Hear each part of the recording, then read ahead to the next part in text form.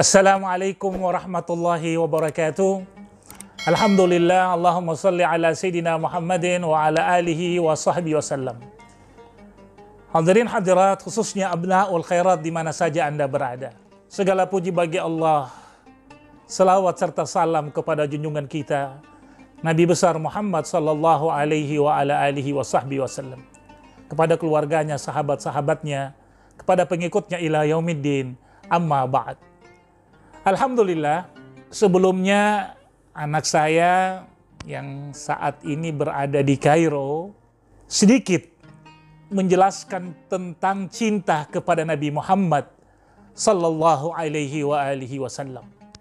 Saya teringat dengan salah satu, beliau melihat bagaimana cintanya sahabat-sahabat Nabi kepada Nabi Muhammad sallallahu alaihi wa alihi wasallam. Di situ dia katakan, "Ma ra'aitu ahadan yuhibbu ahadan ka hubbi ashabi Muhammadin Muhammada." Kalimat ini muncul karena dia melihat bagaimana sahabat-sahabat Nabi mencintai Nabi yang sangat luar biasa. Dan dia belum pernah melihat model cinta seperti itu.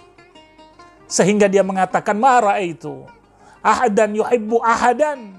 Saya belum pernah melihat seseorang mencintai seseorang sebagaimana cinta sahabat kepada nabinya, yaitu Nabi Muhammad sallallahu alaihi wa ala alihi wa sahbihi wasallam.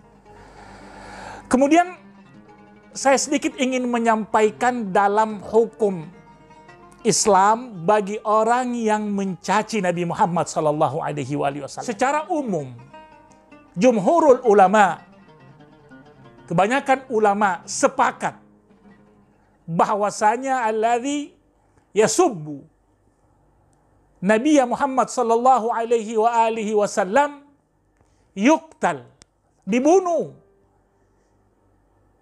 Ini secara umum. Sawa'un kana musliman atau kafiran. Jadi hukum dibunuh ini dilakukan bagi siapapun, baik dia muslim atau non-muslim yang mencaci Nabi, hukmuhu yuqtal, hukumnya dibunuh. Ini jumhurul ulama, sepakat. Kebanyakan ulama mengatakan hal yang seperti ini. Kemudian selanjutnya, apa kata Al-Quranul Karim? Di dalam Al-Quranul Karim Allah melaknat. Ya, bagi siapa? Bagi orang-orang yang menyakiti Allah, yang merendahkan Allah, yang mencaci Allah, juga mencaci nabinya, mencaci rasulnya, la'anahumullah. Allah laknat mereka. Kemudian apa kata Allah Subhanahu wa ta'ala? Allah laknat mereka di mana? Di dunia. Kemudian setelah itu apa?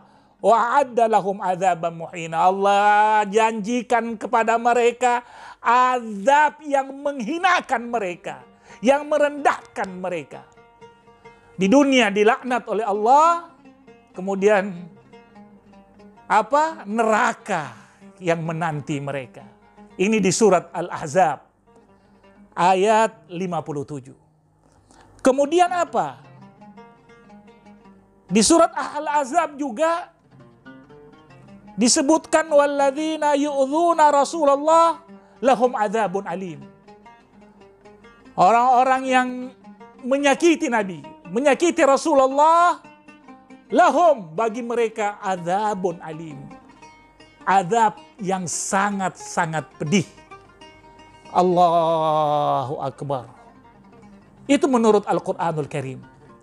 Kemudian bagaimana di dalam sunnah? Apakah Nabi mengizinkan sahabatnya untuk membunuh orang yang menghinanya? Di Muslim 3359. Kemudian di Sunan Abi Daud di bab jihad 2387. yang intinya orang yang menghina Nabi pada waktu itu, bahkan ada di riwayat, ada sudah datang kepada Nabi dan minta maaf, dimaafkan, tapi berulang kembali, kemudian dibunuh. Hadis dan nomor yang saya sudah sampaikan tadi bisa dicek.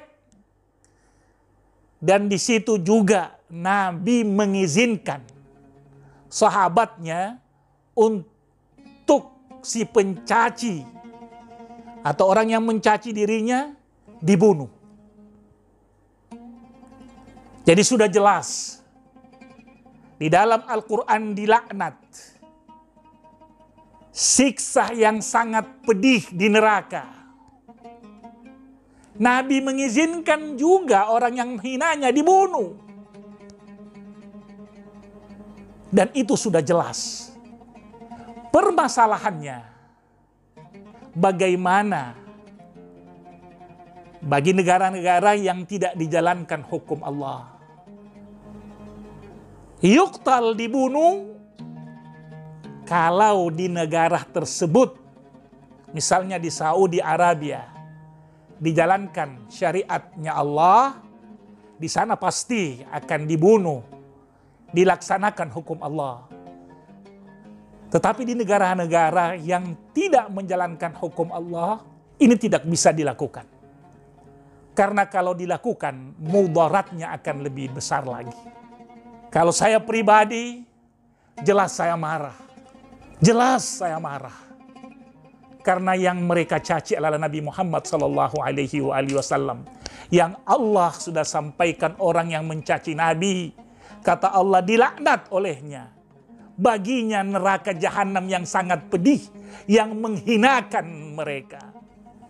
Saling berbeda pendapat. Tetapi tujuan kita sama karena cinta kepada Nabi besar Muhammad SAW. Saya lebih cocok jangan saling menyalahkan antara satu dengan yang lain.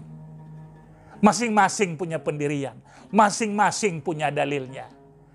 Yang penting intinya, titik akhirnya semua mencintai Nabi besar Muhammad sallallahu alaihi wa ala alihi wasallam. Wallahu musta'an. Wassalamualaikum warahmatullahi wabarakatuh.